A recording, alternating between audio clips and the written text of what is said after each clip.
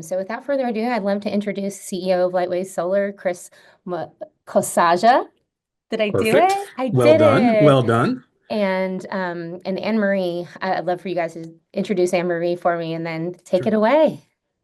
Sure. No, and we appreciate the opportunity. You guys do such great work yourselves. We're always happy to support and just love the opportunity to kind of talk to everyone about what we do every day here. So thank you so much for the opportunity. It's really special for us. So Amory is heads up all of our marketing for Lightwave. She's in the same room, so I don't know if the mic will work really well. She'll be in the background kind of looking at questions. So if you have questions, go ahead and pop them in. We'll try to handle those as we move through. But at the end of the day, this is just educational. There'll be a little bit on Lightwave, what we do, but it's really more about what's happening in the market in the valley, and just opportunity to ask questions, look at what the current state of technology is, and then I don't know if we. I think we established we might not be able to open it up at the end for Q&A, but if we can, we will. Otherwise, just keep things going in the chat, and we will go from there. So.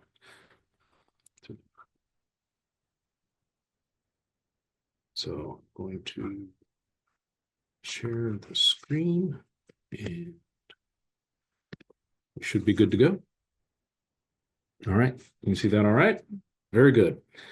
All right. Well, again, thank you for the opportunity. Thank you for spending some of your time today listening to us. We do have a special incentive at the end for everyone who gets through the presentation for spending the time and going through the information with us. So please stay through to the end, but I will go ahead and hop right in. So for those of you that haven't heard of us, Lightwave's been around since 2006. Steve Johnson, our founder, is here, is really kind of the godfather of solar in Tennessee. He was doing solar before solar was cool, and definitely Tennessee is not where you would think is the, real progressive capital of the world for things like that. So he was really, really out in front with not just the dream of bringing solar here, but out front with bringing an amazing team of people that is Lightwave here, many of which are still with us or have been with us for many years. So it's a neat group of people to get to lead. I'm definitely honored, but I'm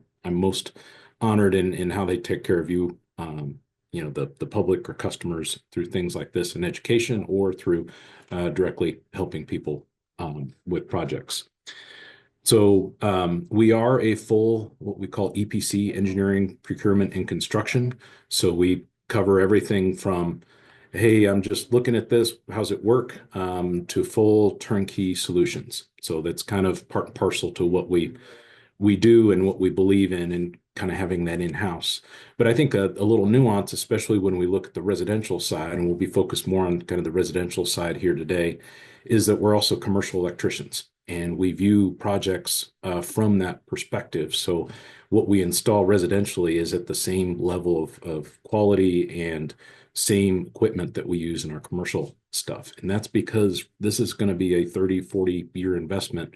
We want it to live that long. We want all the pieces to live that long. So it's kind of how we build things and how we work. We've lost count. It's over 1,400 installations.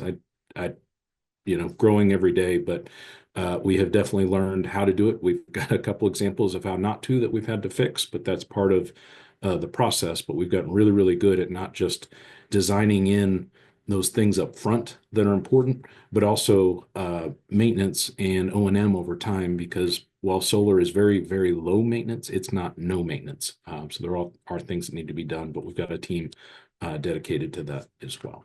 So that's about us. And then just real quickly, where we've done projects and some of the certifications we have. But I think for you, one of the big pieces down here is the NABCEP, the North American Board of Certified Energy Practitioners. That is kind of the gold seal for certifications for people to get to know that they know what they're doing and how they do it. It's not just yeah, I had to click through 20 clicks in 1 hour and I got my certificate. It's a much larger process with testing and actual on-site work that they has to be documented, and then continuing education. So if you look for solar companies or want to engage with the solar company, I do encourage you to be sure to make sure that they have these certifications, so you know what they're getting or what you're getting has been vetted and they've been through the training.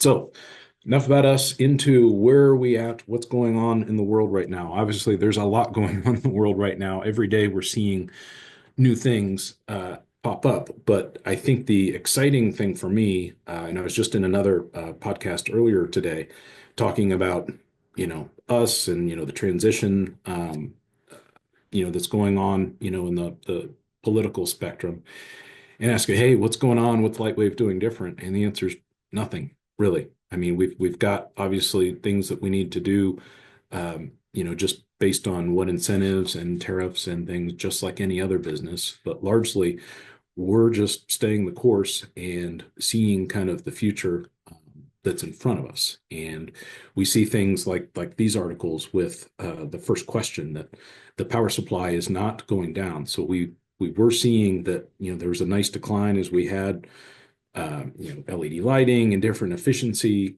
items with HVAC and that bringing our overall demand down. But then we've had this little thing called AI that is cool, is great. If you've not used ChatGPT, I encourage you to use it.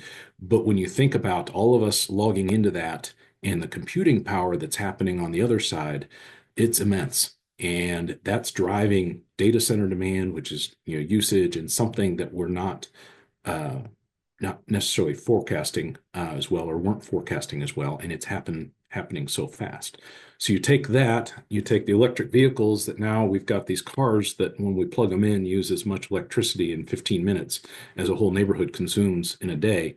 All of a sudden, we're getting grid problems with just I've got a lot of demand at places that I wasn't necessarily expecting to have that demand. And oh, by the way, the grid is getting older. So we've got things, and especially when we look around Nashville here, I don't know if anyone envisioned 50 years ago when, some of the infrastructure is being put in or longer, what's going on with this huge boom, and all this stuff is underground overhead. It's not just something that we can, you know, change out a line and hey, we're good to go. So the utilities, the local power companies, and all of us are trying to work together to figure out how best to make this whole energy picture work.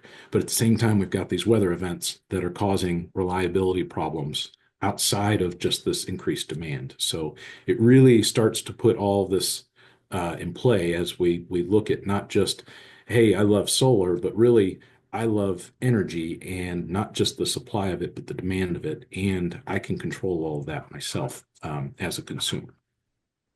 So the progression that I'm kind of talking about is, in what used to be just solar only. So you'd get solar, you'd put it on your house, you'd talk to your local power company, they'd put a meter on and say, okay, at the end of the month, if you generated 100 kilowatt hours, we'll pay you for that, and that'll offset the bill that you get. That was called a feed-in tariff.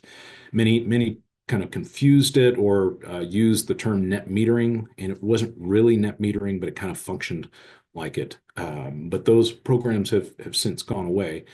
So now what we focus on is, hey, how do we take and reduce what you're using electrically real time?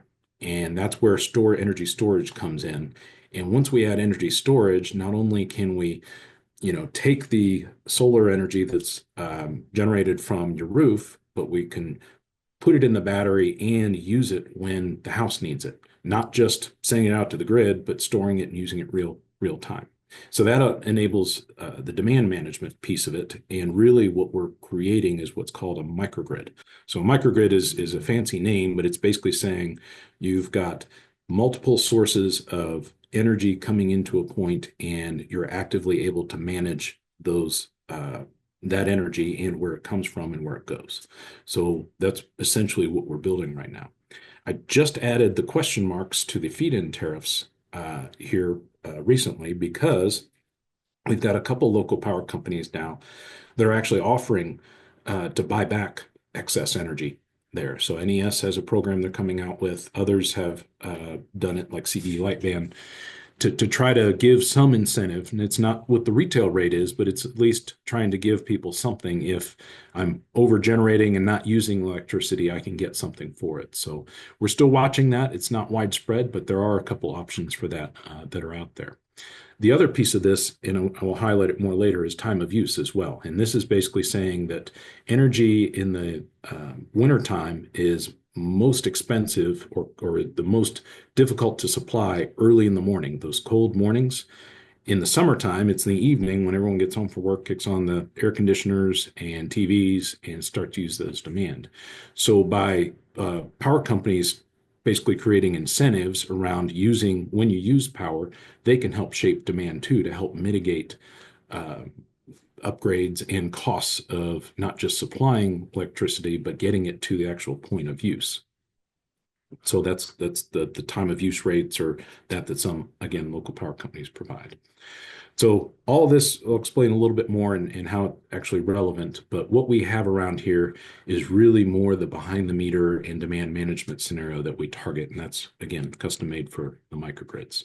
So what is grid independence? So we've got, I saw in the chat somebody that said, hey, I'm off grid. That is amazing. But you also understand when you're off grid, it takes a lot. You are your own utility company. So you have to be proactively thinking about not just energy today and tomorrow, but it's like, okay, I've got this coming up in the wintertime. I've got this storm coming in next week. So I'm not going to have a couple days worth of sun. I've got to manage a lot more to that.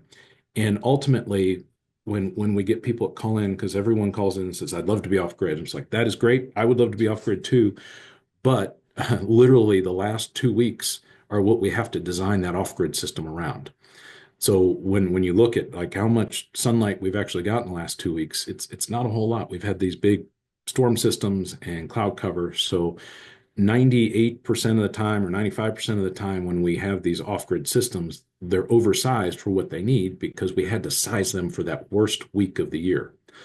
And you can do a lot of things with generator integration and that, but ultimately it's a system that is designed for that worst case. So we use the term grid independence basically to say that, hey, well, we still have a reliable grid.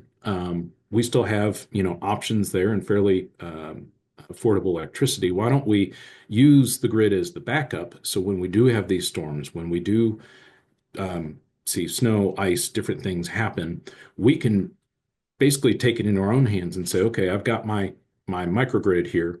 If the power does go out, I'll be fine because the grid is my backup basically now. But we're not designing it around that 1 week of the year. So it makes a system that's about half the size of what would off-grid system would be and is the majority of what we see people using here in the Valley. So, and I mentioned generator there, so it's kind of, well, why would I want to do solar and storage? What's, instead of just doing a generator or, some other device to supply power in an outage. And we say, well, solar and storage is a nice pairing because one, it is economic. You're saving money on the electricity you're generating. So we look at it as kind of the two halves of the system. The solar is generating electricity off the roof. The storage is storing it and is the resiliency side of it. So you're using that whole system all the time. And it's very, very low maintenance. Like I said earlier, it's not no maintenance, but it's very low maintenance, no oil changes, no filter changes, nothing like that. And you're using it every day. So if there is a problem, you'll see it on your apps and you'll know that, oh, hey, something's wrong. I need to call LightWave or whoever installed my system, have them come take a look at this. Versus if you have an asset like generator that you're not maintaining as well or not cycling normally, and then when you need it, the battery's dead or something else is not functioning. You don't know because it just wasn't needed for that period of time versus something you're using all the time. And then the other piece of this is now not only are you providing resiliency, but you're now providing a method to actually change how you supply energy to your home and how you use energy in your home. Again, through using the apps, through using the system dynamically to change that. So let's take a step back and kind of look at the basics here of how solar works. So this is off one of the monitoring platforms. This is what a house consumes in a day. So this is probably a summer day because you can see the loads kind of go up and down as air conditioning is turning on and off in the afternoon. There, you kind of hit that peak at 4 o'clock in the afternoon, but normal usage for a home.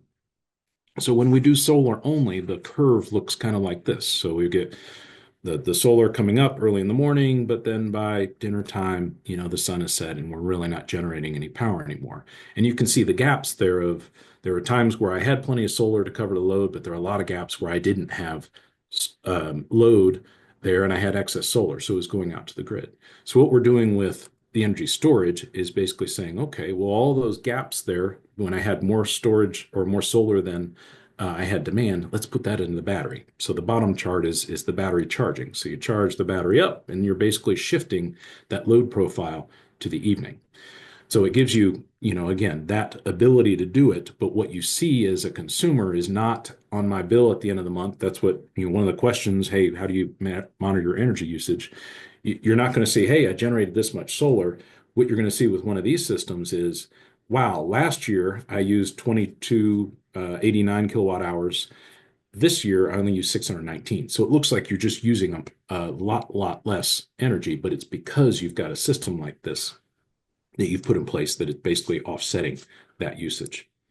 So it gives you then not only, again, this view, but you're seeing all this real time. So you can change your demand and say, hey, why is my air conditioning running from noon to 3 so hard when I'm not even here? Maybe I should change the settings on that. And you can start to really understand better, again, how you basically tune your home.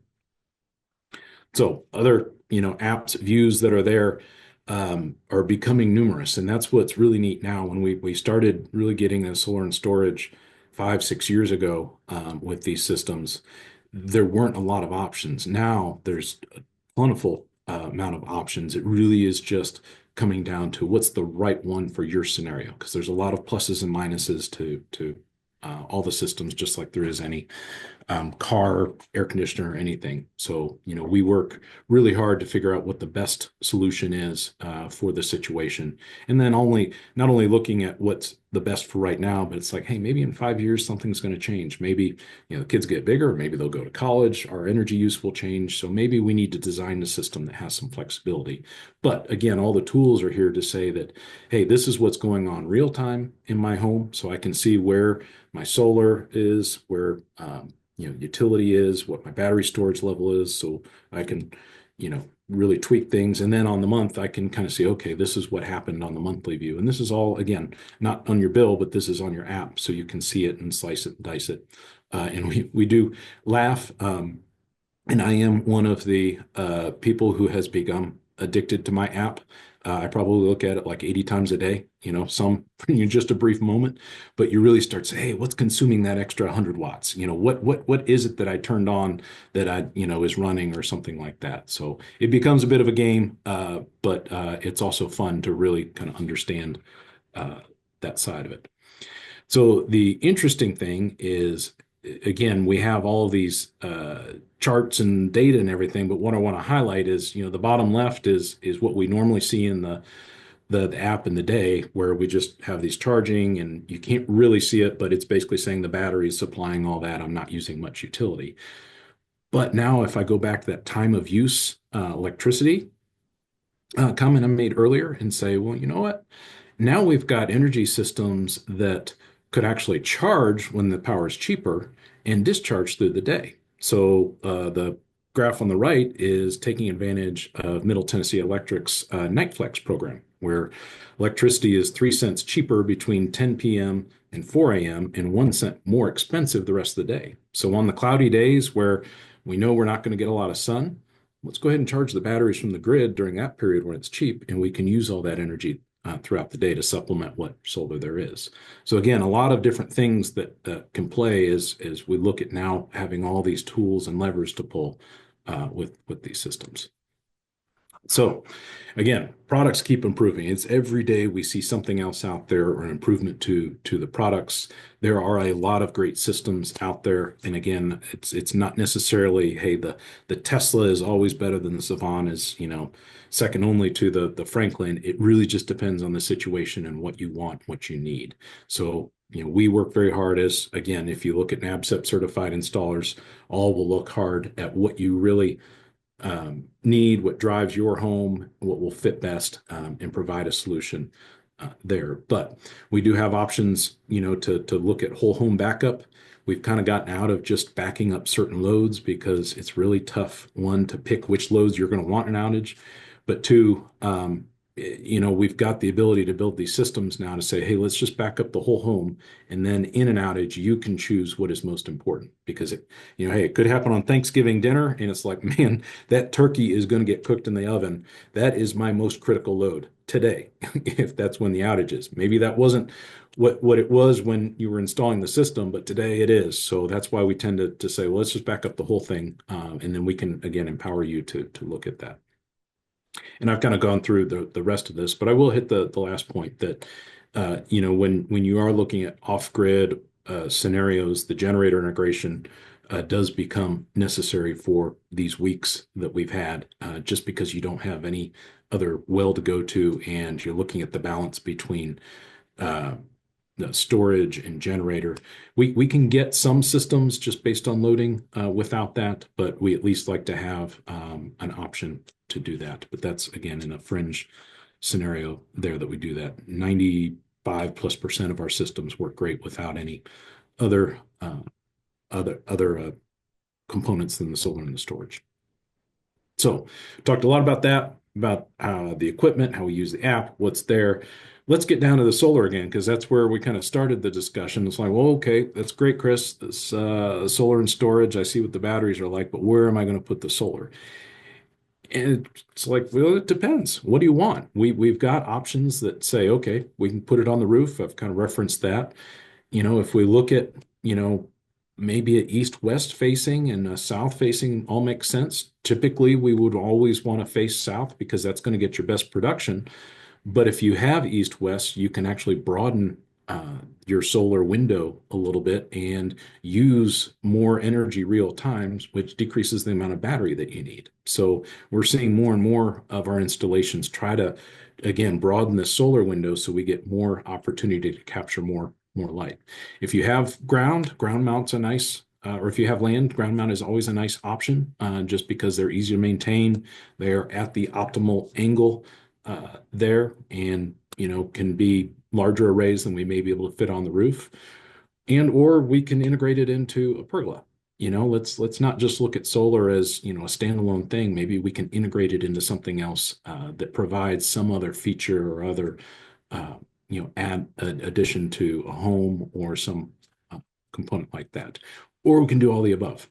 We have many sites, especially in the commercial space, where we have carport, ground mount, rooftop, and integrate all of them together to get, again, that scenario of the right amount of storage and the right amount of solar.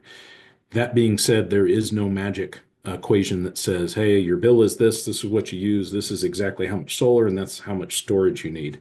It is going to change throughout the year. It's going to change over years of time as your habits change. And quite honestly, once you have this little app, it's just like the fuel efficiency gauge in your car. You start to drive to the best economy there. So even if we design it right now and it works great based on historic data, your habits are going to change once you start seeing how you use energy. And you can start to tweak that. So, but it's always the balance, and you'll have the tools to be able to manage that. As far as what incentives are out there, and I know this is part of what's being tossed around politically right now, but there is a 30% tax credit that has been around for a long time, and we fully anticipate it will be around for a long time. And that is on the total cost of the system. So, you can take whatever our bill to you is and say, okay, 30% of that will come back to me next year in the form of a tax credit. There are options for USDA grants. We've done a number of those that could help offset 25% of the cost, and that would be in addition to the investment tax credit. So there's more nuances to that with what's being debated right now, but I have a feeling the next 3 or 4 weeks we'll start to get line of sight on exactly how the dust is going to settle on the USDA side. But again, we're fairly confident that 30% is there and will be around for many years to come. So on that, so we've got all this information now, what actually goes into a system. And if you look kind of above Joe's head there on what he's working on, it's not just solar panels and it's not just batteries. There's, 3 panels, troughs, disconnect switches, a lot goes into one of these systems to make them work and to make them work again safely for the utility, safely for you, and for the long term. So when we look at the price, it's like, wow, there's a lot there more than what I just see online for what a solar panel and a battery costs. It's like, yeah, there is a lot of engineering that goes into it, a lot of planning to put the right system and get the right plans in front of the authority having jurisdiction so we can get permits. So there's just a lot of pieces at play here, and you can see kind of the list of what's there. I do want to highlight the bottom point, though, that for those of us that are in Tennessee, it is sales tax exempt. So we don't have the sales tax on it, which is a nice incentive as well, in addition to the investment tax credit and any other pieces we may get. So a lot of things that we can, again, in a proposal, lay all out so you know exactly what the starting point is, what the incentives are, and what the bottom line looks like. And on that, just to give you kind of sense for what that looks like, and we use Tesla as the example. It's the majority of what we sell in the Powerwall, but is also very scalable. So it's easy to kind of give people an idea of what a system actually costs that we install. So this is the full turnkey system pricing to say that if I've got one Powerwall and one solar panel, generally enough to back up a full 200 amp panel, after the tax credit, you're looking at $31,000 to $35,000 range, up to three power walls. You can see how that escalates. And like with the Tesla system, we can go up to 10. With the Franklin system, I think we go up to 20. I mean, we can go as big as we need to, but it's also nice that when you're looking at these numbers and saying, "Oh gosh, that's a lot." It is, but you're one, decreasing your energy bill, two, increasing resiliency of your home, and then three, this is an asset adding to your house. So there is value there. There's debates with realtors on what the true value is there, and do you get one for one? Probably not, but there is value there. So you can put all that into kind of the equation as you're looking at that. But we're also building it so if you want to start here and it's like, I'm not sure exactly how much solar and storage I need, and I don't want to overbuild because that's expensive. So let's start here. And then maybe next year we'll come add another battery or add a little bit more solar as we tweak that equation on usage and supply. And we have a number of customers that we've done that with to just say, hey, let's design it in, and then when the time comes, maybe you'll add it, maybe you won't, but at least you have that flexibility and option later. So the process then, as I get into it, is pretty easy, and it's kind of neat again where technology has come. The picture on the top right is one of our customers' homes, but that is actually a 3D model of the home created from 300 drone images. So we circle the home, take 300 images, we put it in a piece of software, and it creates a 3D model that we can lay the panels out so you can kind of see what it looks like, see how the different planes are affected, but we can also see what shading looks like. So you can see down on the bottom kind of the report that says, hey, it looks like December, I'm only getting about 76% because of the trees that are around it. Maybe we want to move panels around to optimize that a little bit. But it also gives you a view exactly of what you can expect from generation from that array and, again, what it would look like. But then we'll put together a full proposal so you'll know, again, what that pricing is and what it looks like, a full turnkey process. So there are things that pop up with, the existing conditions like the chimney here. We got to plan around not just where we're going to put things around this chimney, but what is the shadow that chimney is going to cast throughout the day? If I lose part of a panel, it doesn't take out maybe just that panel. It could take out a string of panels there in the circuit. So we really want to look through and think about how we do that, or there's other hardware we can add to be sure that doesn't happen and we optimize it. We have worked a lot with HOAs. Most of them, we have some kind of solution to work around there, but sometimes it can be, again, an iterative process of what faces or where they'll allow solar to be on homes, but we can help with that. And then we can, again, work with vents and things like that if we need to move things around or move the vents themselves just to make more room. At the end of the day, and part of us being consultants and educators is not all homes are good for solar. We have some people that are incredible advocates, love it, it's amazing, but they live in the middle of the woods. Their house gets zero solar at all. So it's like, I'm sorry, you know what? NES, National Electric Service, has a community solar program. Maybe you could buy some panels there to try to offset and get it, but your home may not be suited for that. But again, when we do those drone flights, we see what that looks like. We'll be able to quantify really the impact of that and what is possible and what is not. So if you're doing new construction, please reach out to us, info@lightwavesolar.com. We've got a little 8-page pack, I think it's 8-page or a few page packet on, hey, these are the things you want to think about because it's really, really crazy simple and cheap to add a few conduits from here to here, from roof to where you would put batteries when you're building a home. Really, really difficult and expensive to do later, and or some we just can't get to elegantly because of how the house is constructed. So we always suggest that, hey, even if you're not really ready for solar or thinking about if you're building a new house, just design it to be EV ready, battery ready, and solar ready. Doesn't really cost you anything up front, just a little bit of time designing in where those conduits go and how that works, just so if you want to do it in the future, you have the ability to do that. Other than that, you're just looking at southern facing roofs are best. Try to, not put vents all across the roof. If you can put them in one place or towards one side or the other, that helps just maximize space that's there. And if you're planting trees, plant them so they're on the north side of the house, so you're not creating that shade condition there, or be thinking about where they go. So, and then obviously all the electrical considerations that we can help with, and they're in that guideline as well. So the journey to, hey, let's talk about solar, let's come out and look at your house to actual install is about 6 months. And it feels like that's a long time. It is a long time. Is it possible to do quicker? Yes, but there is a lot of permitting and a lot of design work that needs to be done because we want to be sure we get it done right. Not just because we need to for the permit, but we, again, want to go through iterations with you to be sure that we're building exactly what you wanted and where you wanted it, and have thought through all those kind of provisions for what we may want later as well. So, but it's about a 6-month process during which we'll go through all this and get a system commissioned.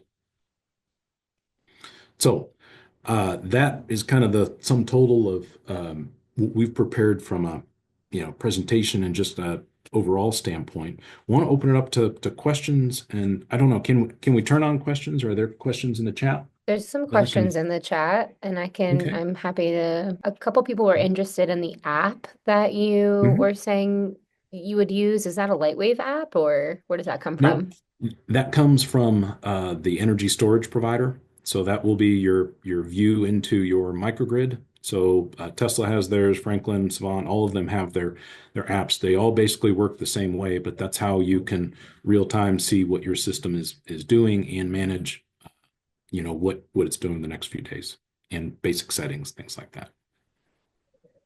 Awesome. Yeah, and it looks like you answered someone's question already, that they had when you put up your slide with the prices and things like that from Matt Brown. Matt Brown to give us a thumbs up, so I'm going to say that's taken care of. And then it looks like Renee said, as an individual purchasing our own components, how do we not pay the Tennessee tax when purchasing? Um, you would have to, um, if you go on TDEC, the Tennessee Department of Environment and Conservation website, if you search for green energy production facility, that's green energy production facility, you'll find the application on their website. And they're the ones that certify that it is a green energy production facility and then would be tax exempt. But if you Google that, that'll take you to the site and you'll get both that form and contact info there. They're real great people to work with and help step through that. Awesome. And then I actually put a question in there about designing homes for solar. Do you guys specialize in that, or is that something that you refer out to? Yeah, if you reach out to us or info@lightwavesolar.com, we've got that guide on just, here's the 6 or 7 things to think about when you're designing it in up front.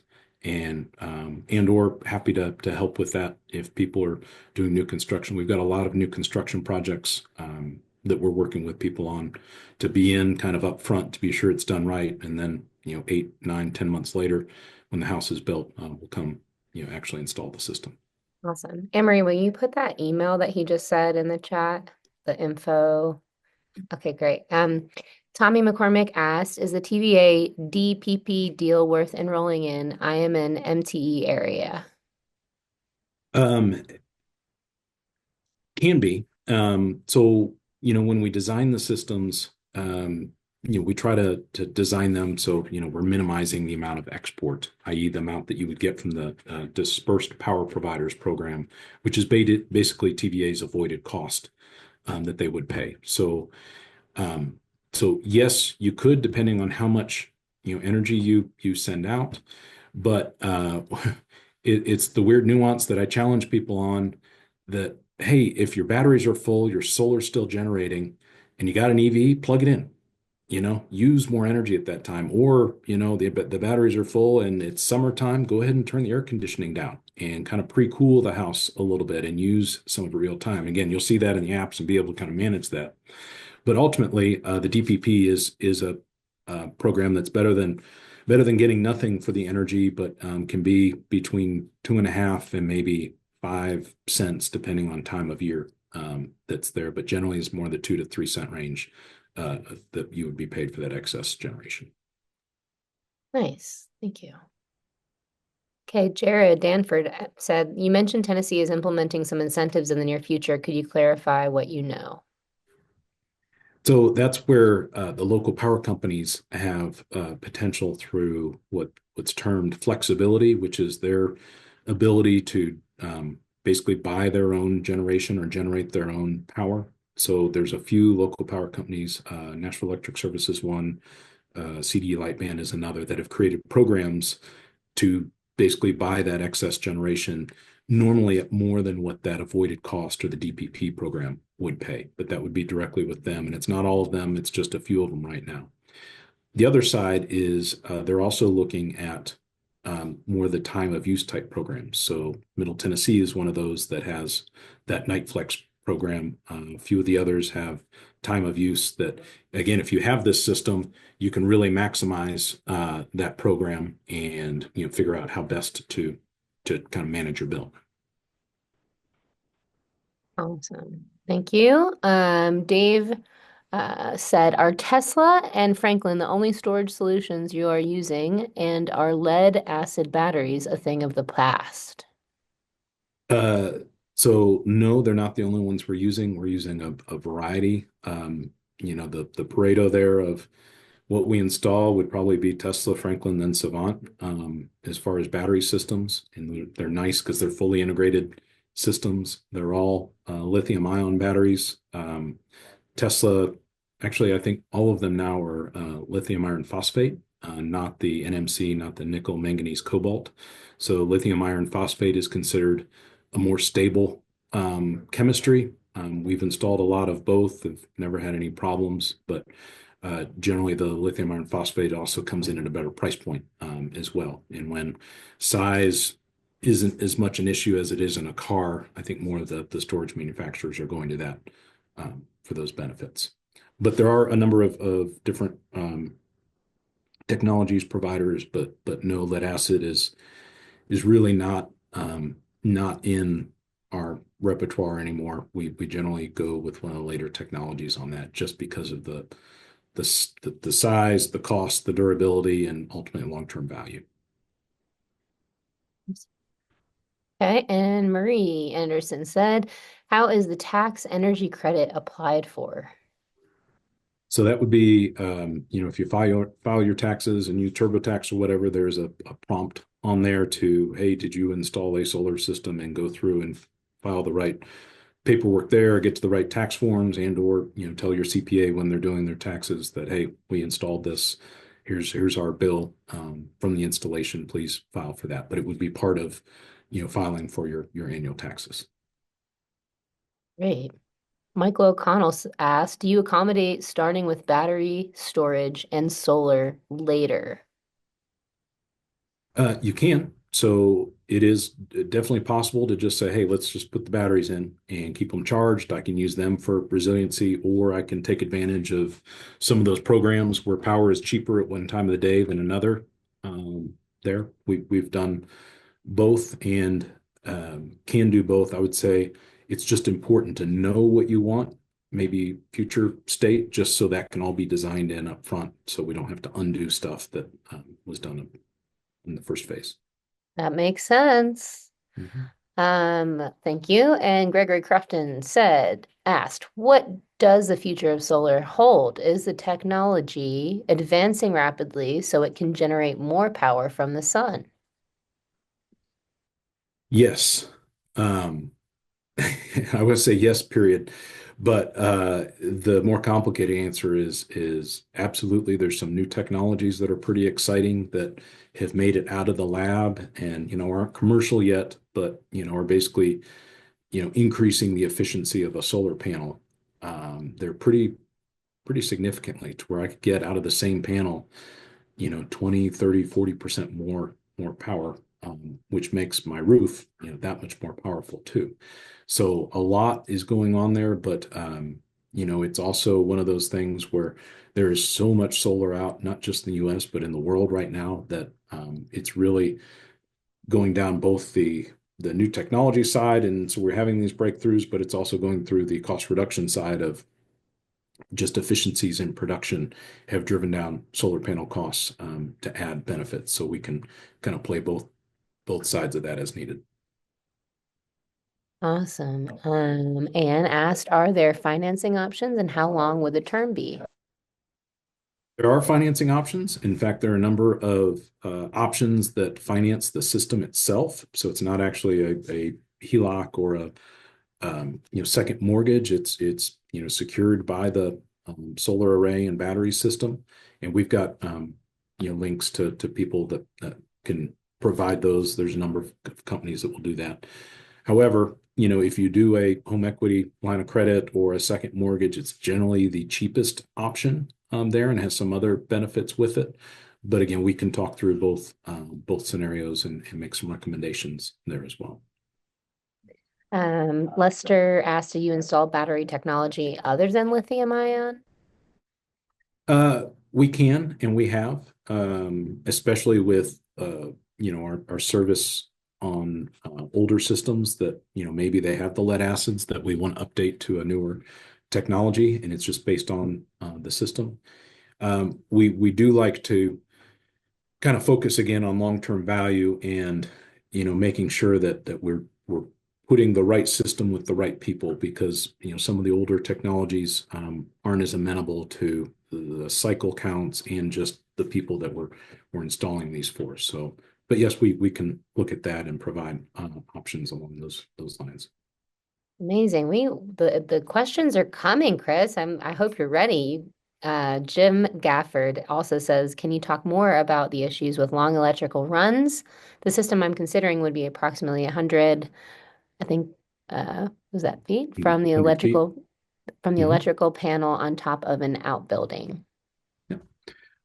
Yes, we do that all the time as well. And what we're looking at there is voltage drop. And we have two things we can look at there. One is we can increase conductors to decrease the drop just by adding more pipe as it may to get the electricity there. Or the solar is running at a much higher voltage direct current, so we can actually bring the solar DC power a lot further distance without the voltage drop concerns there, and then put the inverter closer to the point of use. So it gives us the ability to play both sides of that just based on where we can put the equipment. But yes, we can look at both, and 100 feet is definitely within what we've seen multiple times there. Once you start getting above that in the 200 and 300, you have to do a lot of calculations to really understand, but definitely possible.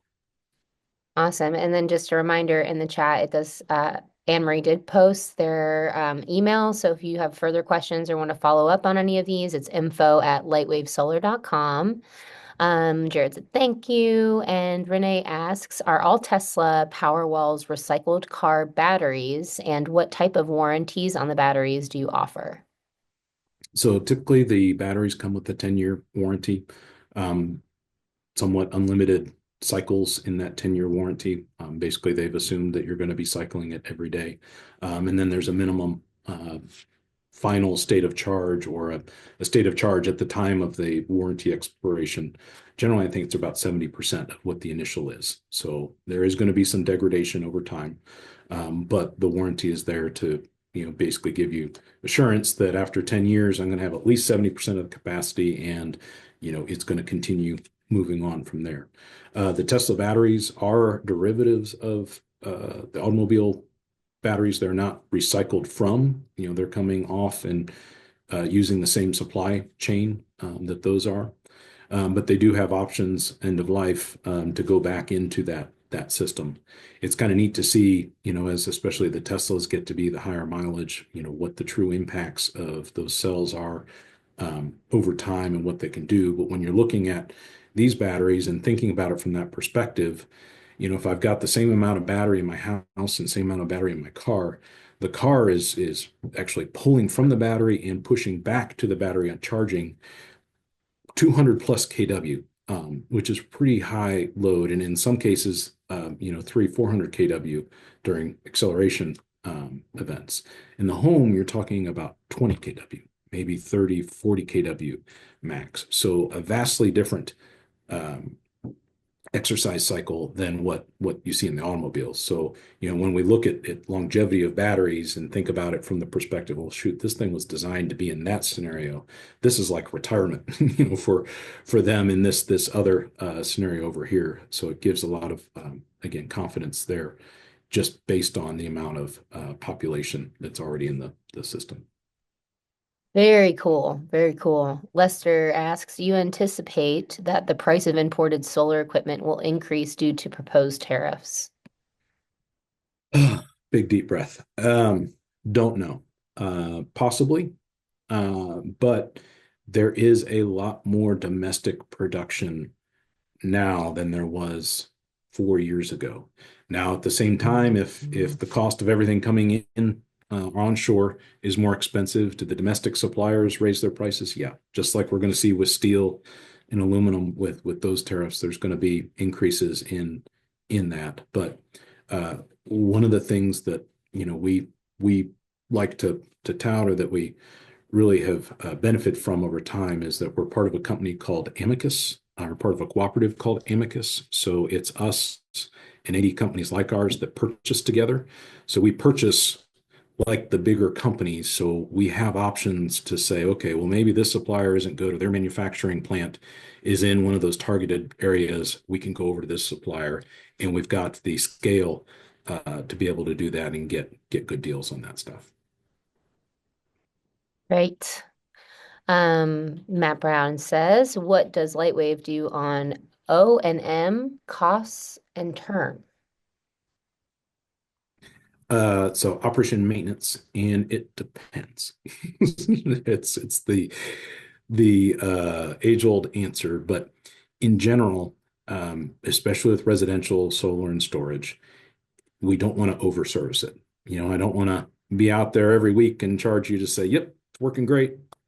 We can see a lot of that online. You can see a lot of that online. And the system has the telemetry to know when things are working well and when they're not. So we tend to be more reactive in maintenance there. It's like panel cleaning.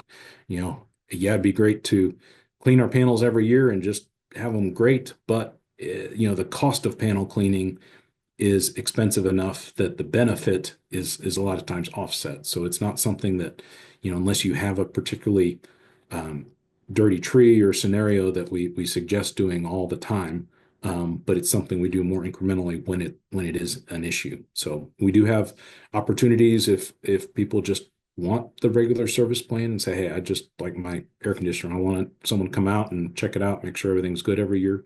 But again, we try to balance value there and not over service on those systems. Great, thank you. Got a couple more here. Looks like, oh, actually, just one more. Lester asked, what percentage of your installed PV is made in China, made in EU or USA? Um, it depends on year. Right now, especially on our bigger projects, everything's coming out of the Hanwha factory in Georgia. So if you've driven down to Atlanta, as you're driving down on the left, there's a big Q-Cells plant. That's where majority of our commercial panels are coming right now. We do have some residential panels that are also coming from that plant. Some are coming from South Korea, not buying as much from China anymore. And again, a lot of it is onshored, so we have more options there. Um, so majority of it we have options for. So I would say if it's particularly of a concern or a desire, we can source them domestically without issue. All right, well, we'll close it down here. Thank you guys again. And don't be a stranger. Reach out if you have any questions for Lightwave or myself, Tennessee Environmental Council, as well. See you guys. Thank you so much. We really appreciate it, and thank you everyone for your time.